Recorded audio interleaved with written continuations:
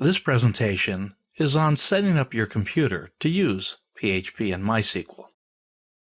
There's not all that much to know. Just about any reasonably new computer is going to work. You're going to need about 500 megabytes of hard drive space to install one of these three packages: XAMPP for Windows, MAMP for Macintosh, and LAMP for Linux. Now we're going to show you how to do XAMPP and MAMP. If you're on Linux, you're going to need to do that yourself. XAMPP stands for Windows, Apache, MySQL, and PHP.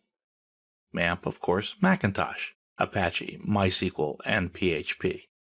And these special software packages that we're going to learn how to download will allow you to run PHP locally and MySQL locally and test out a great deal of your work before deploying it on an actual website. Now, the next thing you're going to need is a plain text editor, not a word processor. Do not use Microsoft Word or an RTF program, nothing like that. Here's a clue. If you don't know that you have a word processor or a plain text editor, if you can make a word bolded or italicized, you have a word processor. Don't use that. Those word processors have funny little codes built into the back of their file formatting, and sometimes those funny little codes can cause very unfunny things to happen on your web pages that you can't see because it's white space to you. So use a plain text editor.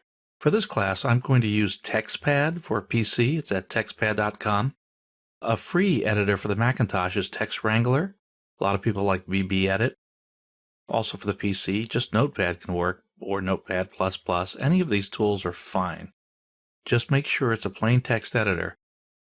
These editors that you'll see, that you can download for free, most of them, will have color coding on the windows as you're looking at them, as you're doing coding, but that color is not really part of the text. It's just a visual cue to help you see things like brackets and keywords in the programming language like PHP. They're just an aid. Now, the third thing you need is an internet connection. You don't really need the internet connection to develop PHP and MySQL here using XAMPP or MAMP, because we're going to run that locally. But you're going to need to do research sometimes on php.net is the main site for PHP. You're going to want to look some things up, maybe go beyond what I explain in my presentations.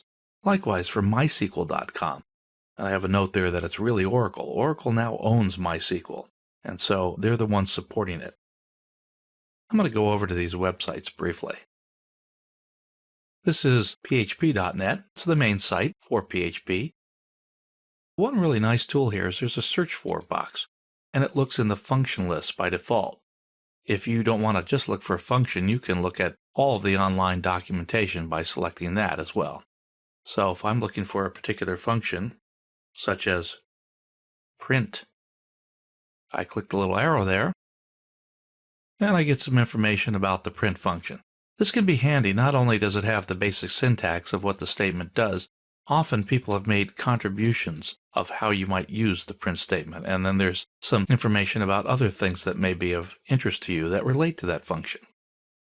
If we look at the MySQL site, mysql.com, you can see we have product, services, and etc. And there's information about the various editions and documentation. So keep this site in mind as well as a resource as we proceed through the class. So that ends the presentation on what you need to do to set up your computer to get started.